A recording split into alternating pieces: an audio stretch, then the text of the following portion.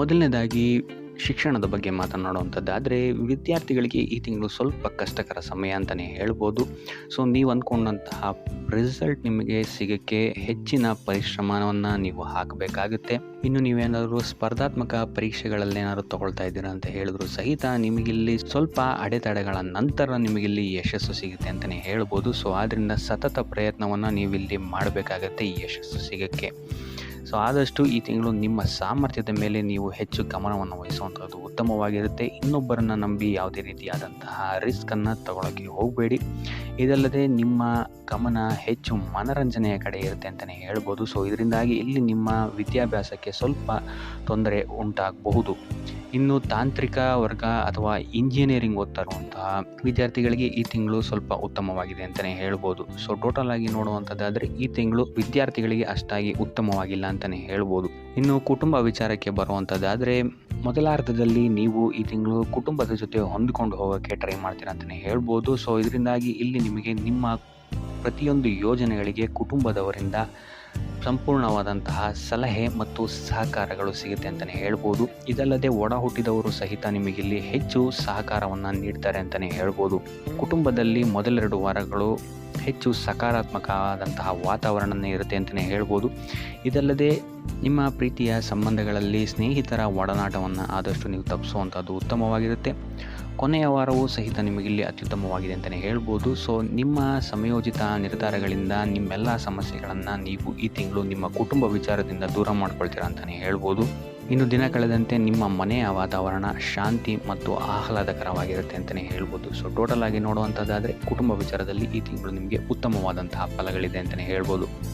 ಇನ್ನು ಆರೋಗ್ಯ ವಿಚಾರಕ್ಕೆ ಬರುವಂಥದ್ದಾದರೆ ಆರೋಗ್ಯ ವಿಚಾರದಲ್ಲೂ ನಿಮಗೆ ಈ ತಿಂಗಳು ಉತ್ತಮವಾಗಿದೆ ಅಂತಲೇ ಹೇಳ್ಬೋದು. ಈ ತಿಂಗಳು ನೀವು ಹೆಚ್ಚು ಶಕ್ತಿವಂತರಾಗಿರ್ತೀರಾ ಅಂತಲೇ ಹೇಳ್ಬೋದು.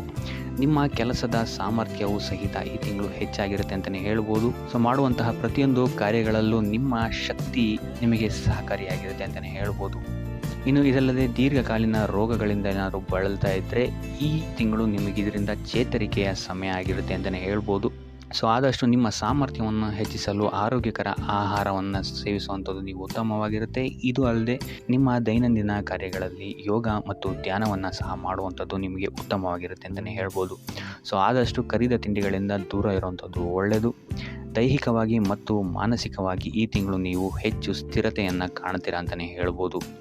ಇನ್ನು ವಯೋವೃದ್ಧರಿಗೆ ಮಧುಮೇಹದಂತಹ ಸಮಸ್ಯೆಗಳು ಸ್ವಲ್ಪ ಕಾಣಬಹುದು. ಸೊ ಆದ್ದರಿಂದ ಯಾವುದೇ ರೀತಿಯಾದಂತಹ ಆರೋಗ್ಯ ವಿಚಾರವನ್ನು ನೆಗ್ಲೆಕ್ಟ್ ಮಾಡದೆ ವೈದ್ಯಕೀಯ ಸಲಹೆಯನ್ನು ಪಡೆಯುವಂಥದ್ದು ನೀವಿಲ್ಲಿ ಉತ್ತಮವಾಗಿರುತ್ತೆ ಅಂತಲೇ ಹೇಳ್ಬೋದು. ಸೊ ಒಟ್ಟಾರೆಯಾಗಿ ಆರೋಗ್ಯದ ದೃಷ್ಟಿಕೋನದಿಂದ ಅತ್ಯುತ್ತಮವಾದಂತಹ ಫಲಗಳನ್ನು ನೀವು ಈ ತಿಂಗಳು ನೋಡ್ತೀರಾ ಅಂತಲೇ ಹೇಳ್ಬೋದು. ಇನ್ನು ವೃತ್ತಿ ಜೀವನಕ್ಕೆ ಬರುವಂಥದ್ದಾದರೆ ನೀವು ಈ ತಿಂಗಳು ಯಾವುದೇ ಪ್ರಮುಖ ಕೆಲಸಗಳನ್ನು ಮಾಡಬೇಕಾದ್ರೆ ನಿಮ್ಮ ಪೋಷಕರ ಆಶೀರ್ವಾದವನ್ನು ಪಡೆಯುವಂಥದ್ದು ನಿಮಗಿಲ್ಲಿ ಅದೃಷ್ಟವನ್ನು ತರುತ್ತೆ ಅಂತಲೇ ಹೇಳ್ಬೋದು.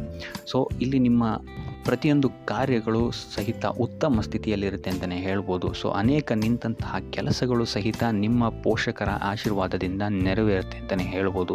ಸೊ ಇದು ಅಲ್ಲದೆ ಈ ತಿಂಗಳು ನಿಮಗೆ ಹೆಚ್ಚಿನ ಅವಕಾಶಗಳು ಸಹಿತ ದೊರೆಯುತ್ತೆ ಅಂತಲೇ ಹೇಳ್ಬೋದು. ಸೊ ಆದ್ದರಿಂದಾಗಿ ಈ ತಿಂಗಳು ನೀವು ನಿಮ್ಮ ಸಮಯವನ್ನು ಉತ್ತಮವಾಗಿ ಬಳಸಿಕೊಳ್ಳುವಂಥದ್ದು ಉತ್ತಮವಾಗಿರುತ್ತೆ.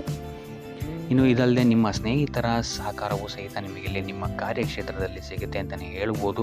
ಇನ್ನು ಯುವಕರು ನಿಮ್ಮ ವೃತ್ತಿ ಜೀವನದ ಬಗ್ಗೆ ಯೋಜನೆಗಳನ್ನು ಮಾಡುವಂಥದ್ದು ಉತ್ತಮವಾಗಿರುತ್ತೆ.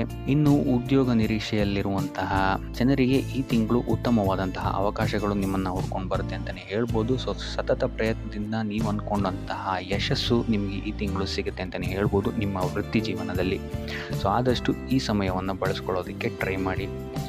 ಇನ್ನು ಆರ್ಥಿಕ ಸ್ಥಿತಿಯನ್ನು ನಾವು ನೋಡುವಂಥದ್ದಾದರೆ ಆರ್ಥಿಕ ಪರಿಸ್ಥಿತಿ ಈ ತಿಂಗಳು ನಿಮಗೆ ಸ್ಥಿರವಾಗಿರುತ್ತೆ ಅಂತಲೇ ಹೇಳ್ಬೋದು. ಸೊ ಹೆಚ್ಚು ಬಂಡವಾಳವನ್ನು ಹೂಡಿ ವ್ಯಾಪಾರ ಮಾಡ್ತಾ ಇರುವಂತಹ ಜನಗಳಿಗೆ ಈ ತಿಂಗಳು ಸಾಮಾನ್ಯವಾದಂತಹ ಫಲಗಳಿದೆ ಅಂತಲೇ ಹೇಳ್ಬೋದು. ಇನ್ನು ನೀವೇನಾದರೂ ಆಮದು ಅಥವಾ ರಫ್ತು ಏನಾದ್ರು ಮಾಡ್ತಾ ಇದ್ದೀರಾ ಅಂತ ಹೇಳಿದರೆ ಈ ತಿಂಗಳು ನಿಮಗೆ ಉತ್ತಮವಾದಂತಹ ಲಾಭಗಳು ಸಹಿತ ಸಿಗುತ್ತೆ ಅಂತಲೇ ಹೇಳ್ಬೋದು. ಸೊ ಆದಷ್ಟು ಖರ್ಚುಗಳನ್ನು ನೀವು ಈ ತಿಂಗಳು ಪರಿಶೀಲಿಸಬೇಕಾಗತ್ತೆ. ಯಾವುದಕ್ಕೋಸ್ಕರ ಖರ್ಚಾಗ್ತಾ ಇದೆ ಅಂತ. ವ್ಯರ್ಥ ಖರ್ಚುಗಳು ಸ್ವಲ್ಪ ಜಾಸ್ತಿ ಆಗ್ಬೋದು ಈ ತಿಂಗಳು. ಇದಲ್ಲದೆ ನಿಮ್ಮ ಆದಾಯದ ಮೂಲವೂ ಸಹಿತ ಈ ತಿಂಗಳು ಹೆಚ್ಚಾಗುತ್ತೆ ಅಂತಲೇ ಹೇಳ್ಬೋದು. ಆದರೆ ಮಕ್ಕಳ ವಿದ್ಯಾಭ್ಯಾಸದ ವಿಚಾರವಾಗಿ ಈ ತಿಂಗಳು ನೀವು ಸ್ವಲ್ಪ ಖರ್ಚು ಮಾಡಬೇಕಾಗಬಹುದು, ಅಥವಾ ನಿಮ್ಮ ಮನೆಯ ಬದಲಾವಣೆ ಅಥವಾ ಕುಟುಂಬದವರ ಆರೋಗ್ಯದ ಮೇಲೆಯೂ ಸ್ವಲ್ಪ ಹೆಚ್ಚು ಖರ್ಚು ಮಾಡಬೇಕಾದಂತಹ ಪರಿಸ್ಥಿತಿಗಳು ಬರ್ಬೋದು ಅಂತಲೇ ಹೇಳ್ಬೋದು. ಸೊ ಆದ್ದರಿಂದ ಹಣಕಾಸಿನ ವಿಚಾರದಲ್ಲಿ ಈ ತಿಂಗಳು ಸ್ವಲ್ಪ ನಿಮ್ಮ ಖರ್ಚಿನ ಮೇಲೆ ನಿಗಾ ಇಡುವಂಥದ್ದು ಉತ್ತಮವಾಗಿರುತ್ತೆ ಅಂತಲೇ ಹೇಳ್ಬೋದು. ಇನ್ನು ಉಪಾಯದ ವಿಚಾರಕ್ಕೆ ಬರುವಂಥದ್ದಾದರೆ ಶಿವ ಮತ್ತು ಗೌರಿಯ ಪೂಜೆಯನ್ನು ಮಾಡುವಂಥದ್ದು ಮತ್ತು ಬಡವರಿಗೆ ದಾನವನ್ನು ಮಾಡುವಂಥದ್ದು ಸಹಿತ ನಿಮಗಿಲ್ಲಿ ನಿಮ್ಮ ಆರ್ಥಿಕ ಸ್ಥಿತಿಯಲ್ಲಿ ಬರ್ತಾ ಇರುವಂತಹ ತೊಂದರೆಗಳು ಮತ್ತು ವಿದ್ಯಾರ್ಥಿಗಳಿಗೆ ಇರುವಂತಹ ತೊಂದರೆಗಳಿಂದ ದೂರ ಆಗುತ್ತೆ ಅಂತಲೇ ಹೇಳ್ಬೋದು. ಸೊ ಇದಾಗಿತ್ತು ಈ ತಿಂಗಳ ನಿಮ್ಮ ರಾಶಿ ಭವಿಷ್ಯ.